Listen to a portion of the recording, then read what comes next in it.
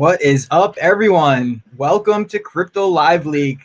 What's going on, man? How are we doing today, everybody? Good to be back. Good to be back. Yes. We have myself, Ken Garofalo, and we got Bentwan27 here. It's good to be back on the Crypto Live League channel, Benton. I feel like I haven't been on this channel in a year, at least. I know. It feels good to be back, man. Back in our element. We're going to be bringing some exciting stuff today. DeFi, NFT, we're talking equity stuff. So I'm super stoked to get into it today. Yeah, and for all you Tezos folks and fans out there, we're going to touch a little bit about Aspen Coin, right? So we want to hear about Aspen Coin's listing on T0 and how they're doing with the liquidity there. So before we hop into this exciting episode, I want to remind the audience that you can interact with us via the chat. So wherever you're watching this right now, enter some comments in the chat and we'll be able to see those questions, pull them up on screen and answer them live. So today's episode is brought to us by Block Relations. We're going to play a little promo video for them and then we're going to dive right into the topic. So here it is, Block Relations, guys.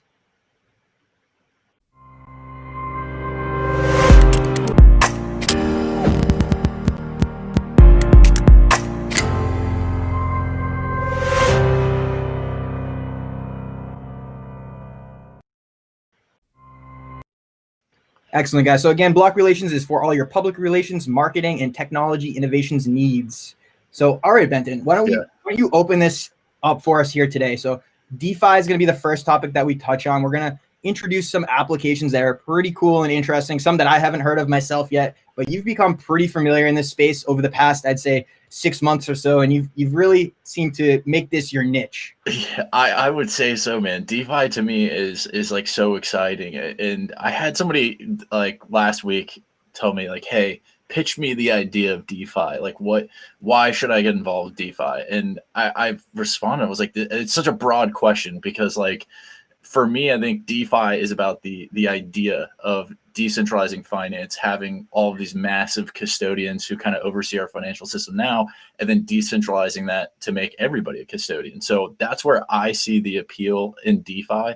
And we're starting to see this evolution. I mean, even, you and I were kind of head to head here this summer, kind of getting involved with a lot of DeFi projects and just kind of playing around with and see what was out there. But now it's even, we're only a few months from the summer and like the evolution of that time has been crazy to see. So one of the first little projects that I saw that really caught my eye a few weeks ago is a little project called Tradestars. If you guys are big into fantasy sports and DeFi, like this is the perfect marriage between it. So what Tradestars is I'll actually pull it up here on screen so you guys can see. It is not live yet. However, this is going to be coming up here in the upcoming months. It sounds like I talked to the project co-founder last week, and he was telling me everything about it. And this thing is like your FanDuel / DraftKings for blockchain. So what it is, it's you're buying fractional NFT stocks of individual sports players cross sports. So you're building like a team of like 5 stocks. And you could start out the season buying, an undervalued player at 10 cents. And then by mid-season, that stock is at $100. So it's a really cool concept to where it's integrating in DeFi. There's a staking mechanism with this, NFTs, and fantasy sports, which is like the trifecta for me, like when it comes to blockchain, because I absolutely love that kind of stuff. But as I said, it's not live yet, but you can kind of see it's how you're basing your sports knowledge and kind of investing in these stocks, which I thought was pretty cool. I'll give you a quick little scroll through here. Yeah, so this sounds pretty interesting. Like, I mean, I'm a huge sports fan myself, and you get into fantasy football. You got 18 rounds of drafts. You're always drafting like those value players at the end of the draft, like a Cam Newton, right? For all those New England Patriots fans out there that might have got him 17th overall, and now great shirt there. Yeah. And now he's worth more than he would have been in the beginning of the season, right? So if you had bought that NFT, it would have increased in value, and I'm assuming you could have profited something off this, right? You can actually make money off of trading these NFTs based on the value. Exactly. And like that's like my thing that I love about fantasy sports is that like I'm able to always find the diamond in the rough somehow. And so like, for example, this is like very much so like an open stock market for fantasy sports. And the great part about it is it's incorporating all sports. So he's based in Argentina, so he is going to kind of start targeting like the European markets, it sounded like, and the South American markets first with kind of rolling things out, because I think there's going to be a lot of legislation issues and regulations inside the US. So we may not see this here in the States for a couple of years. But I think this could one day compete with, a FanDuel or a DraftKings if you can incentivize your population enough. So that was kind of my first little DeFi project that I saw. Something else. Yeah, go ahead.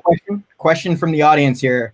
Noel writes link. So I'm sure he's trying to get the link for this fantasy site here. Fantasy app here. Let's see. So it is, yes, tradestars.app.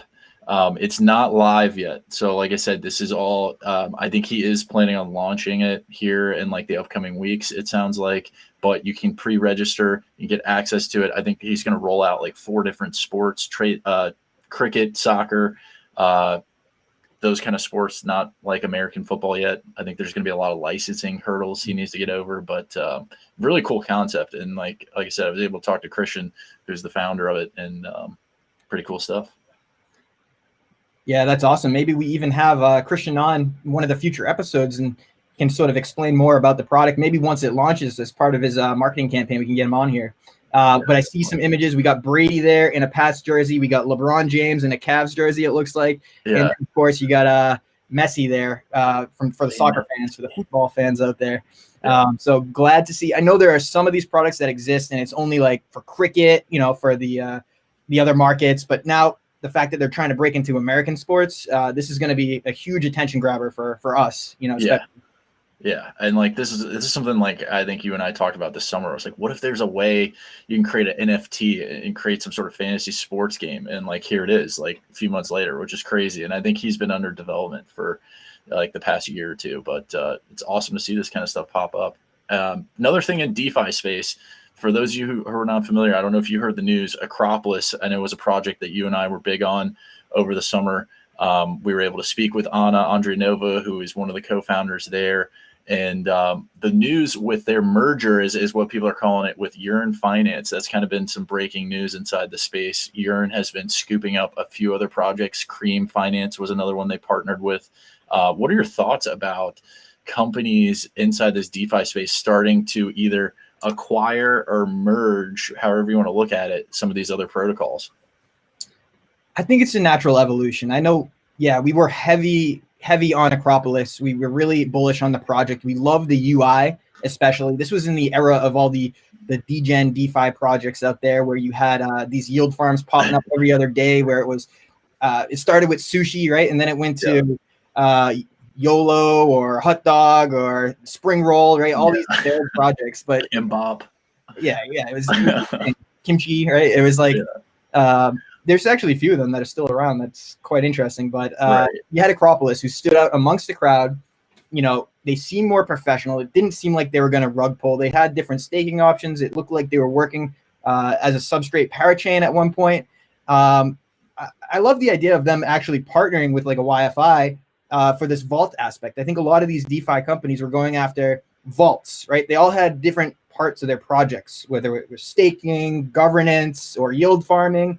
But this vault aspect where you could lock your cryptocurrencies up and then receive some sort of interest because there's some algorithms on the back end that are looking for the most yield for those assets. Maybe it's depositing them in liquidity pools or, whatever's going on in the back end of those algorithms, providing the yield allows you to just sit on your cryptocurrency, say Bitcoin, without having to make trades, and you're getting some kind of profit passively back. So extremely interesting. And the consolidation to the one winner, it looks like, is this YFI project, right? And YFI is the example I point everyone to get them excited about the market, especially the DeFi market.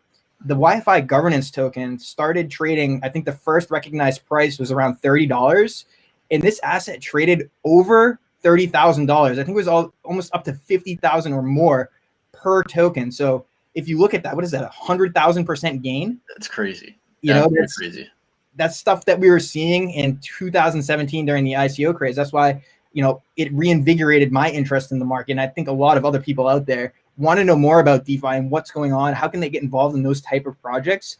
And they're just looking for more news, because even for people that are familiar with cryptocurrencies, it's new to them. So there's opportunity here to provide education. There's opportunity to discuss these things and to really find out who's legitimate, who's not. So interesting developments. Talk more about Acropolis and talk more about maybe why they wanted to have that partnership. I think there was even a flash loan attack that happened as well. Exactly. So what we've been seeing in this DeFi space is obviously we've been pushing a lot of boundaries and moving very quickly. A lot of these projects are, moving at fast paces. And I think you're seeing in the ecosystem, what you're seeing is these exploits, and they're being called flash loan attacks, which essentially are just arbitrage opportunities between these different protocols and how they're linked up. I don't think like Acropolis was audited twice and their smart contracts audited. Everything looked great. It just so happened that the ecosystem was set up to where there was this exploit. And so I think it was like $2 million got exploited through their vault system, which is probably another reason why they wanted to partner with Yearn, because I think with those vaults capabilities, like Yearn has kind of shown like, hey, they're the gold standard. But I think it is very synergistic of Acropolis and Yearn to partner or merge, however you want to look at it, because Acropolis's UI and Acropolis's like protocol, it was casting a very wide net with the beginner DeFi user, the intermediate, and then the expert. And so their sleek kind of concept was I think is a kind of easy win for Yearn to say, hey, let's figure out a way to incorporate this and really highlight what we do best, which is the vault systems and that kind of stuff, which is essentially just yield like aggregators. It's bouncing your investment from each protocol to another, like Compound or Maker or one of the other ones. So I think Yearn is onto something. And to kind of talk on your point earlier is that coin supply, that governance token that we've all come to learn and love here in the DeFi space, is they only had 13,000 governance tokens, which is also another reason why that price probably is what it was. I mean, crazy to see, but it goes to show you what happens on these open markets of governance tokens. There's really no value inherently with these tokens. And when they get traded on the open market, then it becomes valuable because other people value it. And really, all it gives you is a voting right within that protocol. Try explaining that to someone who doesn't believe Bitcoin has value to begin with, right? To try to explain that now this governance token has value, right? So it becomes that much more complex to really explain where the value is derived.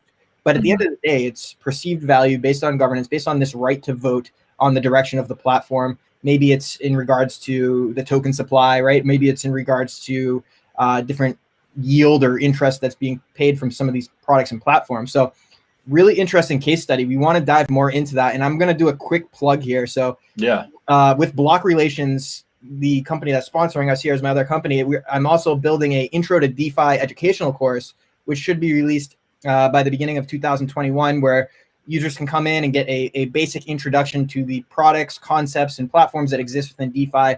And it will be for a cost, but it's going to be really valuable to anyone looking to start getting involved in these DeFi platforms and products. So be on the lookout for that. You mentioned also yield aggregator. So why don't we touch more on, I think you had a topic here, robo yield aggregator, relating to APY. Dude, so it's so cool. Like, and I'm finding a new project like almost every other day. The one that I really kind of stuck out to me at first was APY Finance. This is a yield farming robo advisor giving you exposure to several different protocols so that you can get the best yield for your investment. Super slick, like interface. Like it's kind of got that cypherpunk feel to it. And that's what really kind of drew me in at first. It's super easy to use. Like I'm kind of just scrolling through here and this is what kind of attracted me to this project was like, this is super easy to use. And like when I connected my wallet to the website, like there was like 2 clicks and then I'm in their protocol and it's working for me. So like what they do is behind the scenes, they're taking all of these kind of like these custom algorithms and saying, hey, we're going to deploy all of these algorithms to see what can get you the best yield. And then we're going to use that. And so it's constantly shifting and evolving. There's never like, hey, you're going to get kind of, pigeonholed into these 2 style investments. It's constantly looking for the best investment style. And they're using these algorithms, which is kind of crazy.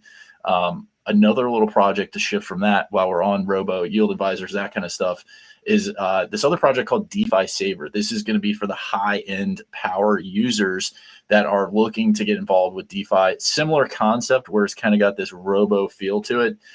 This is just kind of the interface here. I was able to speak with their team. Really cool project, though, in regards to what they have going on. You get exposure to Maker, Compound, Aave, and it's really for the power trader, I think. So if like you're looking for call and like put options, I think this is kind of more of the wheelhouse of what this project is trying to target, is those kind of power users that are high end DeFi, looking to get those automatic trades to kind of to stabilize what they're getting there in their return. So those are kind of the robo advisors that I've kind of had my eye on, though.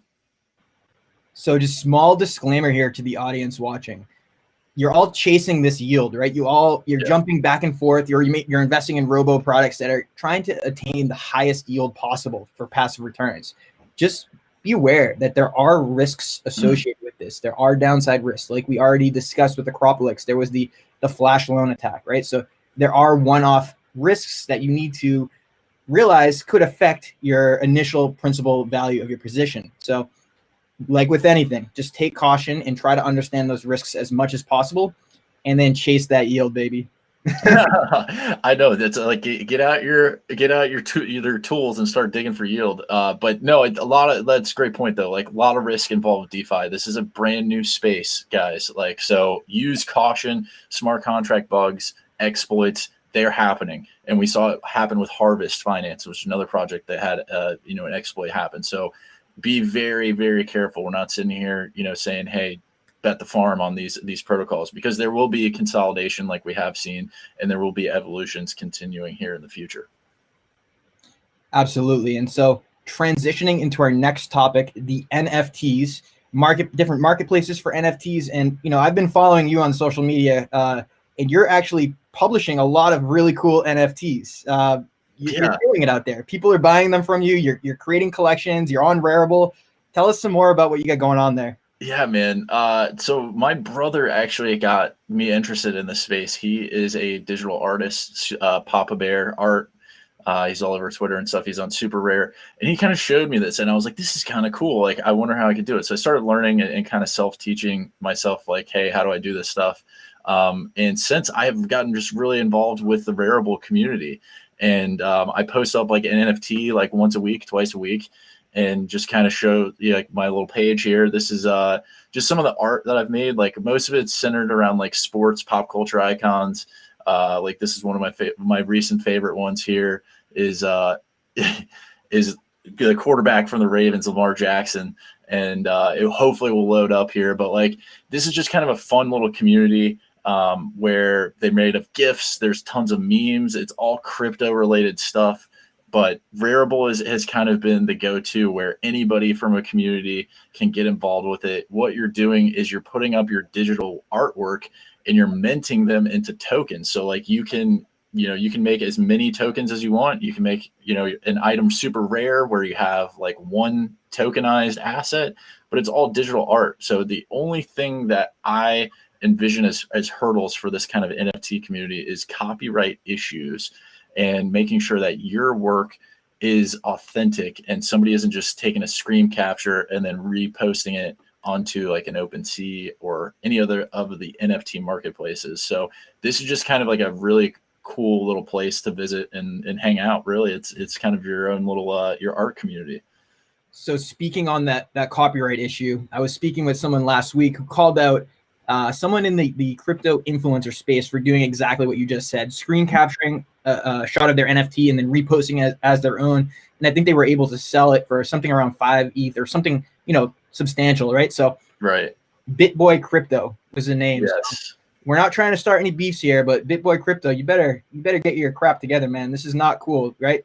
The whole ethos of the cryptocurrency community is to is open source, right? We want to collaborate. We don't want to steal each other's ideas. We don't want to plagiarize. So definitely don't want that stuff happening, but be aware that it's possible. Yeah. So. And like I said, I just envision that being a hurdle for this community moving forward. It's going to take a lot of self-policing. However, what does that look like, and how are we going to enforce some of these copyrights? I mean, it even comes down to, for example, I see like a lot of brand name art, like Nike or things like that. Like they're going to start to step in and enforce these copyright infringements at one point or another.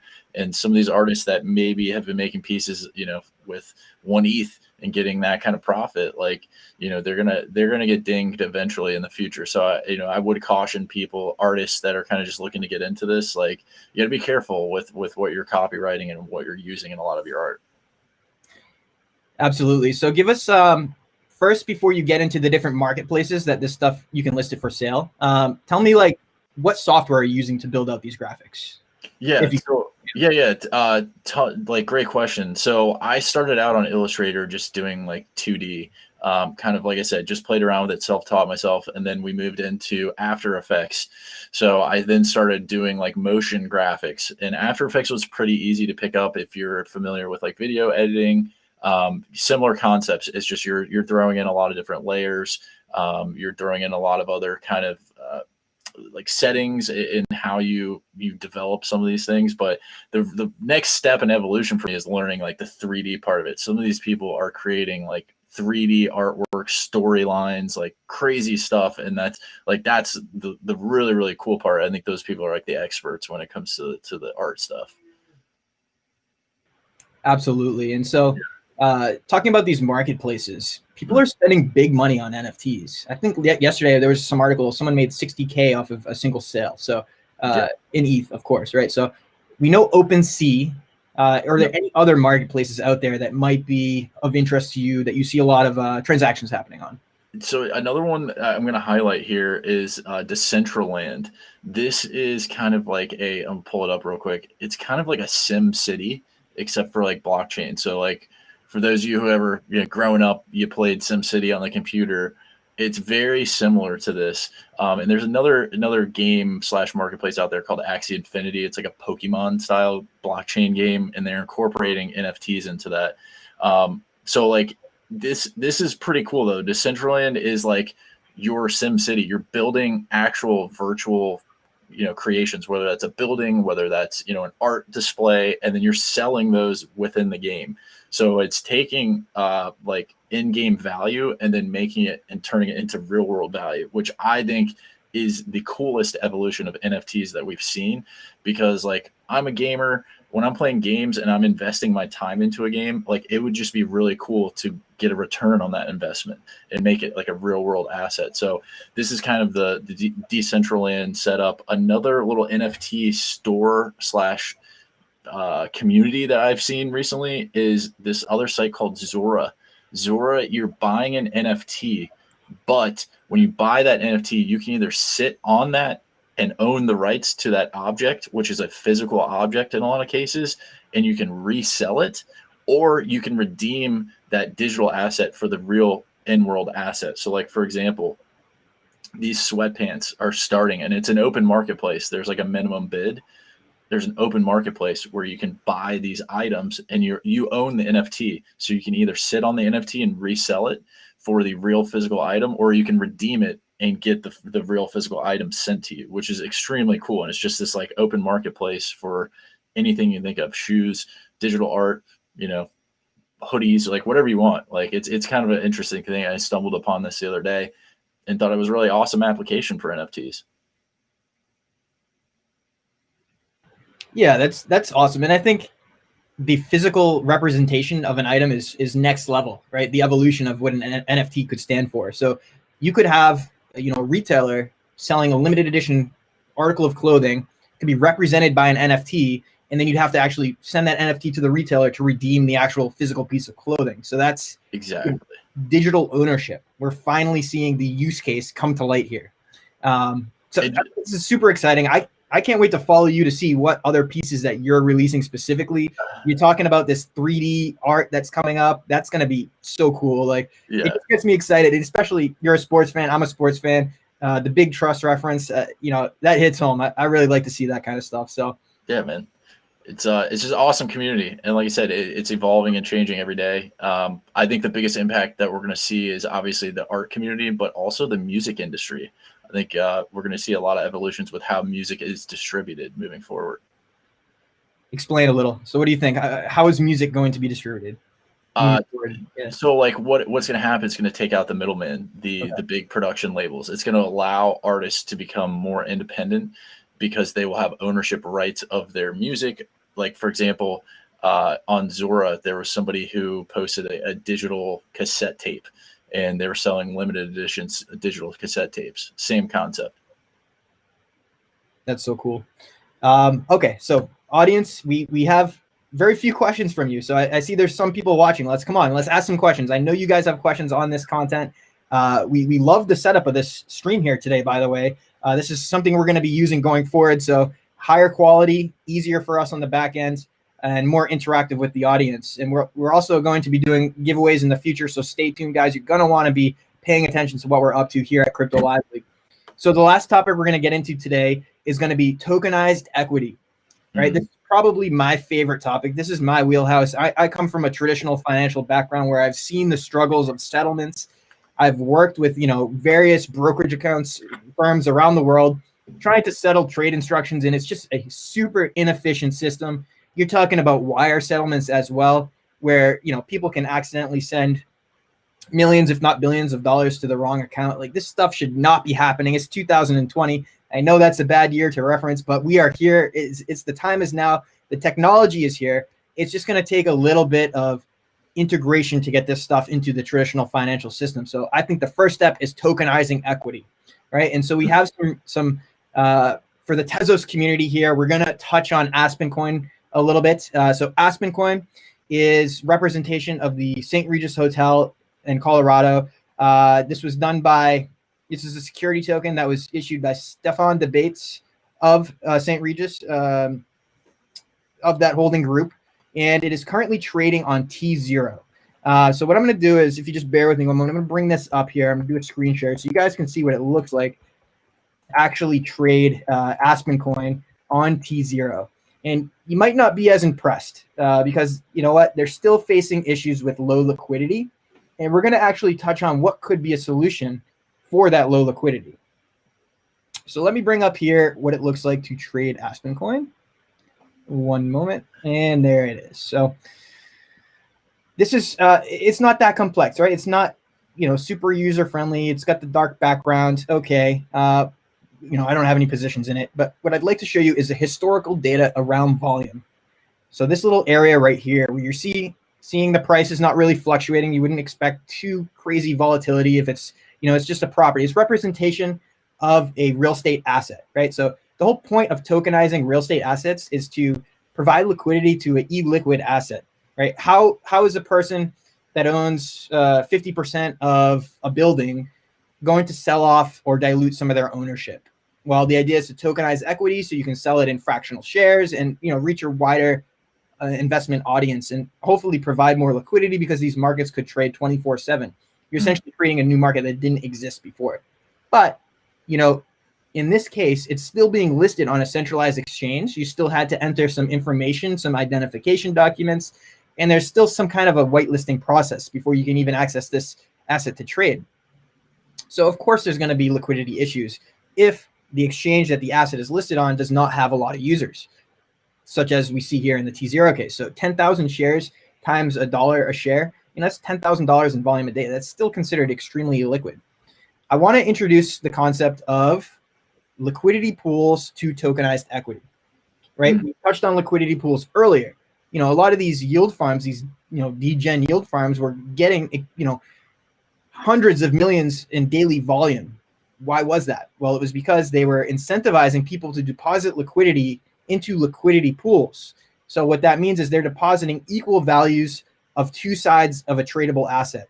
So in this case, we'll call it Aspen coin versus Ethereum, or Aspen coin versus USDC, right? So if you could create an exchange that whitelisted users, so we know that it's not just anyone. This couldn't exist on a decentralized exchange like Uniswap. You'd have to create a whitelisted exchange, and then you have to introduce the concept of liquidity pools where users can provide liquidity, both sides, but you have to also incentivize them, right? So maybe they're entitled to a portion of trading fees that occurs within those asset pairs, right? So that's why they want to park their both sides of Aspen coin and USDC into that liquidity pool, because now they benefit on the trading fees that are being generated when that asset actually executes and trades in the open market. So this is automated market makers, this is liquidity pools, into melding it into the concept of security tokens or tokenized equity. That's what I think is coming down the pipeline here. We also see a recent article. Let me just get off this screen share here, and then we can get into our last article of the day. I have a quick question for you, though, regarding that the equity, the digitization or tokenization of equity. What if, to incentivize the liquidity pools, they offered a governance token, which then gave you governance over, what to do with that real estate property, or how you could, function within that certain protocol? That would be interesting. Very smart idea, and that's a similar concept to what we saw with the degen yield farms, right? To deposit your liquidity pool tokens, they would give you this new asset, this governance token that let you have a say on how the project's forward vision was going to play out. So I think that could be duplicated, right? Mm-hmm. So maybe it's the governance token could equal shareholder voting rights, right? Something like that. I think there's an application there, definitely. So challenge out there is for all these people that are working on these projects is to create something like we've just discussed. And lastly, I'm going to leave the community here with a recent article that we saw come out on Decrypt Media. Love Decrypt. What Decrypt is doing is just love their site, love how they're posting all over Facebook, and they really have a great product in terms of a blog. But the recent article we saw is you can now buy tokenized Tesla stock on Bittrex. So apparently this is coming down the pipeline. As per the release, over 12 popular shares will be offered on Bittrex, including Tesla, Google, Facebook, and SPY, and some other S&P 500 companies as well. You'll be able to buy these versus the US dollar, versus Tether, or versus Bitcoin, and trading will be available around the clock. So you still have the issue of a centralized exchange, but that's okay. Bittrex seems to have more user base than something like a T0. So I suspect that the trading volume on these assets initially will be much higher than what we just saw with Aspen coin, especially since they're more recognized equities as well. Like, who our age doesn't want to own Tesla at this point, right? Like, we've all seen the run that it's been on. It's been far more attractive than a lot of cryptocurrencies, even some of these DeFi governance tokens, in terms of the kind of returns that Tesla has provided. So now you're getting access to more liquidity from the crypto markets. You can trade your Bitcoin for this tokenized equity, Apple, Tesla, for instance, right? So, and it's interesting, they're also offering the SPY, which is more of like an ETF that is a basket of underlying assets. So, this is something I wish existed back in 2017. I'm sure a lot of us, wish this existed back then too. But, it's a different animal now than it was back then. You couldn't even trust a stable coin back in 2017, let alone tokenized equity. So it's just so cool to see how the evolution of the market has played out over the past 3 years, and the different trust mechanisms or trustless mechanisms that exist now for tradable assets. So keep an eye on that, guys. Bittrex coming down the pipeline. You'll be able to trade popular tokenized equity assets. So with that, any final words here, Benton? We pretty much wrapped up all our topics. Quick question. So with that whole thing that's happening with Bittrex, is that a derivative of the actual Tesla stock, or is it that more of that kind of tokenized asset that is a derivative? How does that work? Good question.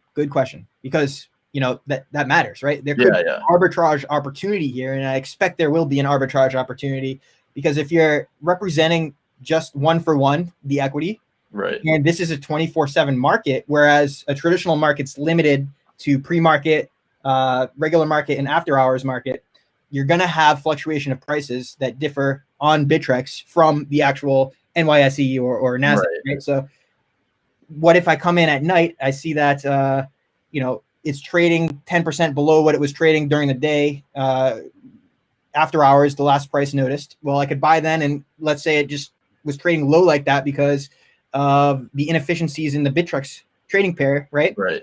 Well, I've just bought 10% below market. Is there a way for me to redeem the shares and then go on NASDAQ or NYSE and sell it back for that 10% gain? Right. And I bet you that a lot of brokerage firms and desks will be looking into those arbitrage opportunities. There's going to be a lot of inefficiencies there. So I do not believe it's a derivative. I believe it's a one-for-one representation of the equity. And I believe there's going to be a lot of arbitrage opportunities for the savvy trader that's willing to, trade in big lots, we'll say. Yeah. Yeah. Interesting stuff, man. Really exciting though. I'm happy to see kind of the real world meshing with the blockchain world. Exciting stuff. Very exciting stuff. And I hope this audience enjoyed today's live stream. Join us later this week. You can follow us on YouTube, Twitter, Instagram, Facebook, you name it, any social media. We're pretty much on it. So thank you so much, Benton. It was fun. Enjoy. Always. Until next time, guys. Take care. Deuces.